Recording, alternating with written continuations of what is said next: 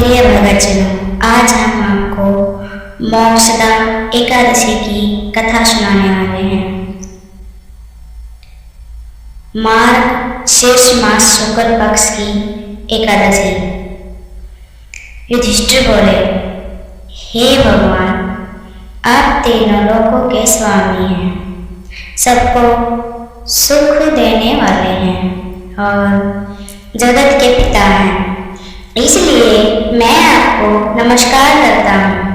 हे देव, आप सबके हितैषी हैं, कृपया करके मेरे एक संशय को दूर कीजिए। मार्गशीर्ष मास की शुक्ल पक्ष की एकादशी का नाम क्या है?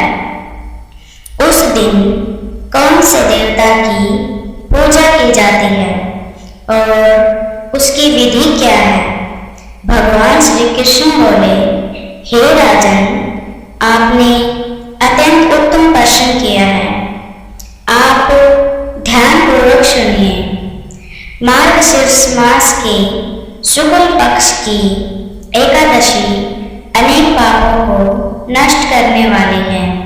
यह मोक्षदा एकादशी के नाम से प्रसिद्ध है। इस दिन श्री दामोदर भगवान की पूजा धूप दीप नैवेद्य आदि से भक्तिपूर्वक करनी चाहिए। अब मैं एक पुराण की कथा कहता हूँ। इस एकादशी के व्रत के प्रभाव से नरक में गए हुए माता पिता पुत्रादि को स्वर्ग की प्राप्ति होती है। आप इसे ध्यानपूर्वक सुनिए। प्राचीन गोकुल नगर में वेखानस नाम का एक राजा राज्य करता था। उसके राज्य में चारों वेदों के ज्ञाता ब्राह्मण रहते थे। एक बार रात्रि को सौपन में राजा ने अपने पिता को नरक में पड़ा देखा। उसको सौपन में यह देखकर बड़ा आश्चर्य हुआ और प्रातःकाल होते ही वह ब्राह्मणों के सामने अपने सब सौपन की कथा कहने लगा। हे ब्राह्मणों, रात्रि में सौपन में मैंने अपने पिता को नरक में पड़ा देखा और उन्होंने मुझसे कहा कि हे पुत्र, मैं अब नरक की यातना भोग रहा हूँ, मेरे यहाँ से मुक्ति करो। जब से मैंने पिता के वह वचन सुने हैं, तब से मुझे चैन नहीं। मुझे अब राज सुख ऐश्वर्य हाथी घोड़े धन स्त्री पुत्र आदि की भी कुछ जरूरत नहीं प्रतीत होती है। अब मैं क्या करूं, कहाँ जाऊं? इस दुख के कारण मेरा शरीर तप रहा है। आप लोग मुझे किसी प्रकार का तप दान व्रत आदि बताइए, जिससे मेरे पिता को नरक से मुक्ति मिले। राजा के ऐसे वचनों को सुनकर ब्राह्मण बोले, हे राजन, यहाँ से समीपी वर्तमान भूत भविष्य के ज्ञाता एक पर्वत नाम के मुनि हैं। आप यह सब बातें उनसे जाकर पूछ लीजिए। वे आपको इस दुख के निवारण की विधि अवश्य बता देंगे।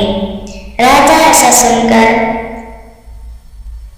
मुनि के आश्रम पर गए। उस आश्रम में अनेकों शांत चित्त योगी और मुनि तपस्या में लीन थे, जिनके बीच में चारों वेदों के ज्ञाता पर्वत मुनि दूसरे ब्रह्मा के समान दिख रहे थे। राजा ने जाकर उनको साष्टांग प्रणाम किया। पर्वत मुनि ने उनसे उनकी बात पूछी। तब राजा बोले, हे देवर्षि, आपकी कृपा से मेरे राज्य में सब कुशल है, परंतु अचानक एक सौपन की वजह से मेरा मन अशांत हो गया है। आप कृपया करके मेरे इस संशय को दूर कीजिए। ऐसा सुनकर पर्वत मुनि ने एक क्षण के लिए नेत्र बंद किए और भूत भविष्य का विचार करने लगे। फिर बोले, हे राजन, मैंने योग बल के द्वारा तुम्हारे पिता के समस्त कुकर्मों का ज्ञान प्राप्त कर लिया है। उन्होंने पूर्व जन्म में कामातुर होकर शोक के कहने पर अपनी दूसरी रानी को ऋतुदान मांगने पर भी नहीं दिया। उसी पाप कर्म के फल से तुम्हारे पिता को नरक में जाना पड़ा है। तब राजा बोला, हे मुनि श्रेष्ठ, मेरे पिताजी के उद्धार हेतु आप कोई उपाय बताइए। तब पर्वत मुनि बोले, हे राजन, मार्गशीर्ष मास के शुक्ल पक्ष में जो एकादशी होती है, उस एकादशी को आप उपवास करें और उपवास के पुण्य को अपने पिता के लिए संकल्प करके छोड़ दें। उस एकादशी के पुण्य के प्रभाव से अवश्य ही आपके पिता की नरक से मुक्ति हो जाएगी। पर्वत मुनि के वचनों को सुनकर राजा अपने महल में आया और कुटुंब सहित मोक्षदा एकादशी का उपवास किया। उस उपवास के पुण्य को राजा ने अपने पिता की मुक्ति हेतु संकल्प देकर छोड़ दिया।